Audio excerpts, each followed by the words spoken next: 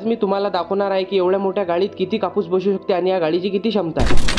सकाळीच माहीत पडलं मला की कापसाचं माप येणार आहे। त्यासाठी तिथं मधात ट्रॅक्टर होता। पहिले तो ट्रॅक्टर काढून घेतला आणि ट्रॅक्टर खाली इस्तू चालू होता। पहिले तो इजून घेतला, मग आली गाडी लहान मोठी नव्हती, याच्यामध्ये बम कापूस बसणार होता। पण धीरे धीरे कापूस काढणं चालू केला। जसा जसा कापूस काढत तसं तसं मिळालं येतं बसतेच पुरा। पण वरची खोली राहिली होती। पहिले म्हटलं खालच्याच खोल्या घेऊन घ्या। एक झाली खोली आणि दुसऱ्या खोलीच्या वेळेस एवढी मोठी थप्पी लागली की काय सांगू तुम्हाला। याच्यात तर माणूसच दबला होता। पण हे वरते झाले सपोर्ट पाहिजे होता। बंडी आणि खोड लावून दिलं, सपोर्ट लावला आहे ना, तेवढ्यात गाडी भरली। मॅथला जाऊ द्या आता, पण खालचा कापूस लागला होता। त्यात आठवलं की मला अजून पण काम आहे। त्यासाठी आपण ते काम करायला गेलो। पहिलेच याच्यातला गारटाच आवरला, तेवढ्यात फोन आला की गाडी दुसरी पण आली म्हणे ये लवकर, पहिलेच वरचा कापूस भरला आहे ना। 1-2 घंटे होते लाईन झाले। मॅथला वावरातून चक्कर मारून येऊ, कारण की वावरातली शिफ्ट झाली पाहिजे म्हटलं। पहिले गहू पाहिला। आणि हे जर तुम्हाला झाड माहिती असेल तर कमेंट मध्ये सांगा। सगळ्यात अगोदर कांद्यात गेलो। पहिले कांद्यातली शिफ्ट पाहिली, तिकडली झाली होती। त्यासाठी कॉक फिरून दिले, कारण की खालची शिफ्ट राहिली होती। लाईन झालेला वेळ होता, पण मॅथला इकडले शिपून जाते। थोडेसे कांदे घेऊन घेतले सोबत, कारण की कांदा भरायला वेळ होता। हिरवे हिरवे कांदे घेऊन घेतले आणि घरी आल्यावर पाहिलं दुसरी गाडी भरून झाली होती। जर तुम्हाला हा व्हिडिओ आवडला असेल तर फॉलो करून घ्या लवकर।